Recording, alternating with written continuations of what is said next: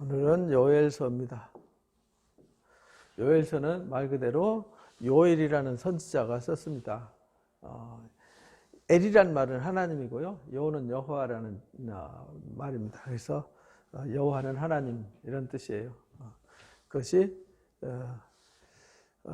요엘이라는 사람. 어쨌든 이 요엘이라는 사람이 경건한 사람인데 어떤 선지자인지 어디서 태어났는지 뭐 부두엘이 이 1절에 말씀하신 대로 부두엘의 아들이라는 이름 외에는 등장하지 않습니다. 어느 시대인지도 안 나와 있어요. 어느 시대인지. 뭐 학자들에 따라서 요아스 왕 때였을 것이다 라고 보는데 또 대부분은 근거는 희박하다. 바벨론 포로 이후에 한 400년대였을 거다. 800년대냐 400년대냐 그거는 우리 생각하기 나름인데요. 성경에 근거가 없기 때문에 굳이 어느 시대라고 단정 지을 필요는 없고요. 중요한 건 요엘서가 말하려고 하는 그 말씀하시는 그 내용이 중요한 겁니다. 그래서 성경을 배치할 때 이제 중간에다 이렇게 끼워놓은 이유가 호세아, 아모스 사이에 끼워놨잖아요. 아마 그 시대 어디쯤이었을 것이다 라는 생각으로 거기다 이렇게 배치를 시켜놓은 건데 어느 시대인지는 불명확합니다. 근데 그건 중요한 것이 아닙니다. 중요한 건 요엘서가 말하려고 하는 내용입니다. 요엘서가 말하려고 하는 가장 핵심은 여호와의 날입니다. 성경에서 여호와의 날, 이 하나님의 날을 강조하는데 이 하나님의 날은 언제냐면 심판을 말하는 겁니다. 항상 하나님의 날을 심판할 때는요, 하나님의 날을 말할 때는 심판을 얘기하는 거예요. 그러니까 요엘서는 지금 심판에 관한 얘기입니다.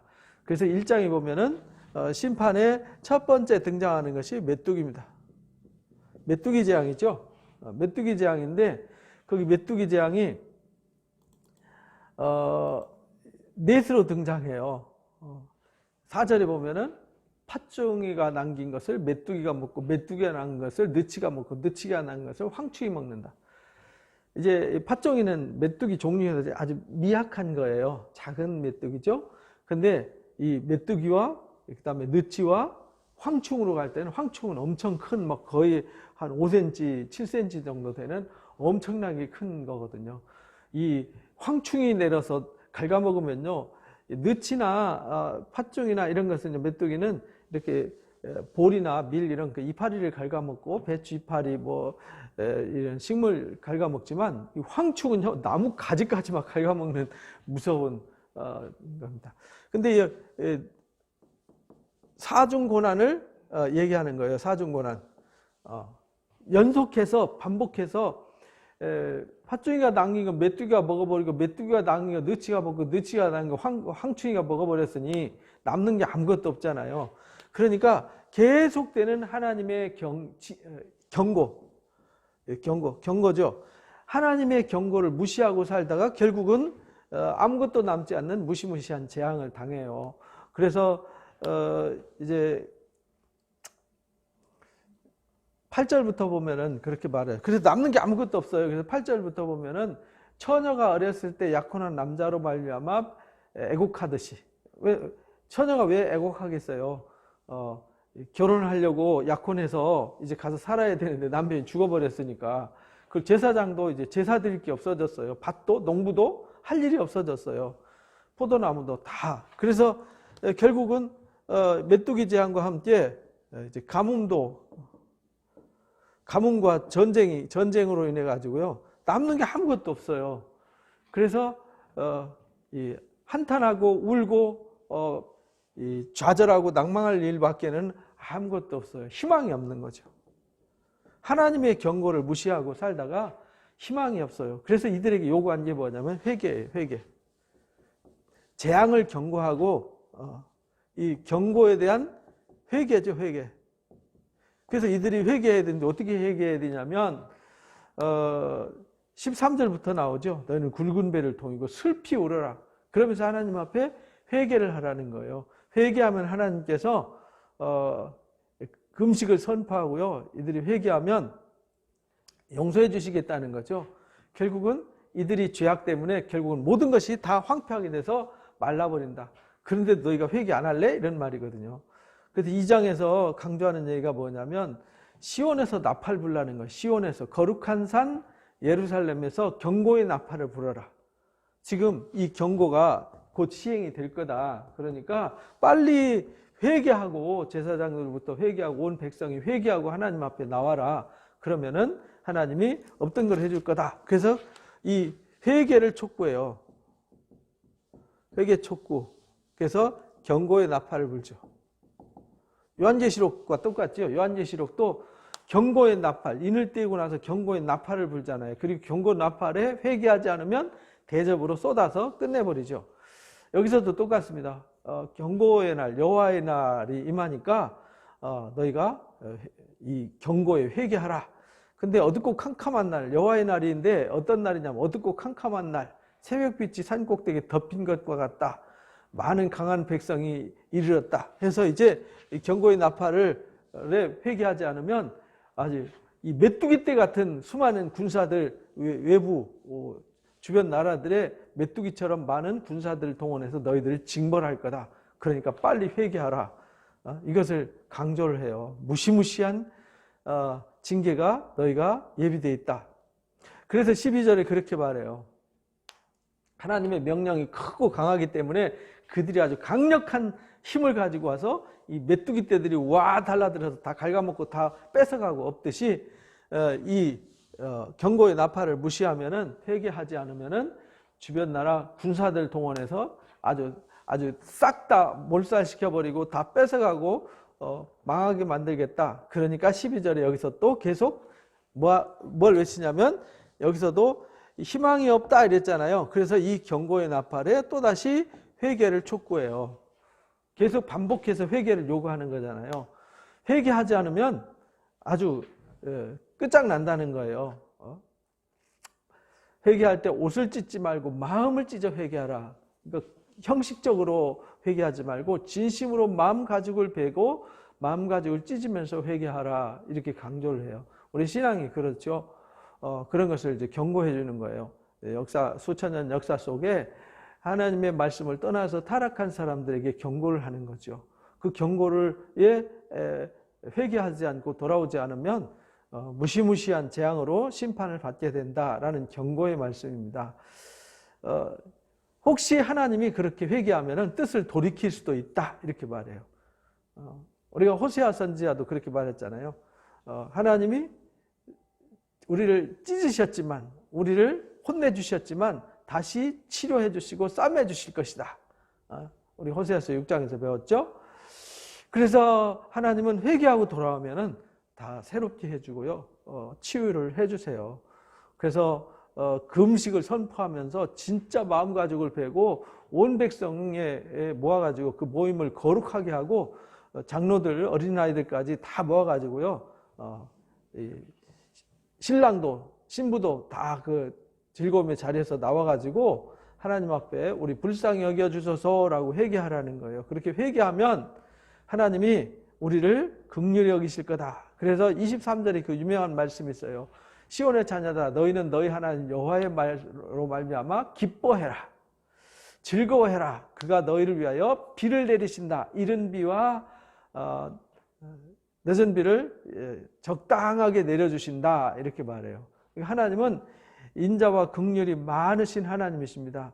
그러니까 우리가 인자와 긍휼이 많으신 하나님 앞에 돌아와야 된다라는 것을 가르쳐 주세요. 그러니까 항상 우리가 기억해야 되는 하나님은 인자와 긍휼이 많으신 하나님이에요. 그래서 하나님이 제일 약할 때가 언제냐? 진심으로 마음을 찢어 회개하면은 과거의 모든 죄를 다 사해 주시고 없던 것으로 해 주세요. 그래서 회복시켜 주시겠다. 그러면서 이제 그 유명한 28절부터 가르쳐 주시는 말씀이 그 후에 내 영을 만민해 그 후에 이랬잖아요. 하나님이 경고의 메시지를 무시하면은 하나님 그 반복된 계속 재앙을 통해서 징계를 하시고 그래도 깨닫지 못하면은 아주 무시무시한 군사를 동원해서 그들을 심판하실 것이다. 그러니까 그때 회개하지 않으면 하나님이 큰 재앙으로 너희들을 심판하실 것이다. 그러나 회개하고 돌아오면 하나님이 너에게로 돌아갈 것이다. 그리고 너희를 회복시켜 주실 것이다. 그러면서 그 유명한 28절부터 32절까지의 유명한 말씀 나오죠. 그 다음에 그런 다음에는 내 영을 만민에게 부어 주실 것이다. 이게 이제 베드로가 이제 오순절 마가다락방에 성령 받고 나서 설교할 때 이 말씀을 갖고 선교했어요. 요엘 선지자가 말한 대로 우리의 그 성령을 받은 거다. 그래서 오순절 마가다락방에 성령의 역사가 임할 것을 예언해요. 이 마지막 얘기잖아요. 이게 종말의 일이란 말이에요. 종말. 성령을 부으시는 역사가 종말의 역사예요. 그래서 사도들 시대부터 주님 다시 오실 때까지 성령으로 일하시는 종말의 시대를 우리가 살아가고 있는 거죠. 그래서 그 이전에는 유다와 예루살렘 얘기였는데 이제는 누구든지 주의 이름을 부르는 자는 다 구원을 받아요. 그래서 성령을 받아서 자녀들은 장래일을 말하고요. 이제 늙은이는 꿈을 꾸고 젊은이들은 이상을 볼 것이고 또 하나님은 남종과 여종에게 하나님의 성령을 부어주셔서 하나님이 이적과 능력을 베풀고 하는 것을 보여주셨어요. 그 말씀 그대로 이루어졌죠. 지금도 이루어지고 있는 거죠. 그래서 오늘날 우리에게도 누구든지 주의 이름을 여호와의 날에 두려운 날에 32절에 그래서 로마서 10장에서도 바울도 이 말씀을 인용했잖아요. 누구든지 주의 이름을 부르는 자는 구원을 받으리라고 하지 않았느냐라는 그 말씀을 요엘서 3장 2장 32절 말씀을 인용한 겁니다. 32절에 누구든지 여호와 이름을 부르는 자는 구원을 얻는다. 이는 나 여호와의 말대로 시온산과 예루살렘에 피할 자가 있을 거다. 남은 자 중에서 나 여호와의 부르심을 받은 자가 있을 거다. 그래서 남은 자 중에서 마지막 때까지 주의 이름을 부르는 자들을 하나님이 부르셔서 그들에게 성령을 부어서 변화시키고 새날을 예비해 주신다라는 요엘서는 계시록과 같은 역할을 하고 있습니다. 그래서 이제 3장에는요 마지막 희망의 메시지예요. 보라 그날 유다와 예루살렘 가운데 사로잡힌 자를 돌아오게 할 때 하나님께서 마지막 구원자들이 돌아오게 할 때 그 당시에와 그 이후에와 오늘 그리고 앞으로 돌아올 하나님의 백성들을 위해서요 여호사밧 골짜기로 사람들을 모은다는 거예요. 대적자들을 여호사밧 골짜기 여호와께서 심판하신다. 심판의 골짜기. 그래서 우리가 이 예루살렘 성이 여기 있으면 여기 감람산이 있고요. 요 사이가 골짜기가 있는데 이 골짜기를 기드론 골짜기라고 그래요. 여기 예루살렘과 감람산 사이 이 기드론 골짜기를 여호사밧 골짜기라고 그래요. 심판의 골짜기라는 거죠. 여호와께서 심판하신다. 그 심판의 골짜기로 하나님 백성들을 대적하고 핍박했던 사람들 다 모아가지고 그들을 무시무시하게 징계하실 것이다. 이것이 1절부터 13절까지 기록한 겁니다. 그래서 하나님이 그들의 징계를 그들을 크게 징계할 거다. 그리고 14절부터 하나님께서 심판날에 하나님을 대적했던 사람들을 심판하시고 택하신 자들을 영화롭게 할 것이다. 그것을 강조하는 것입니다. 이것이 요엘서의 이야기입니다. 유다는 영원히 있겠고 예루살렘은 대대히 있으리로다.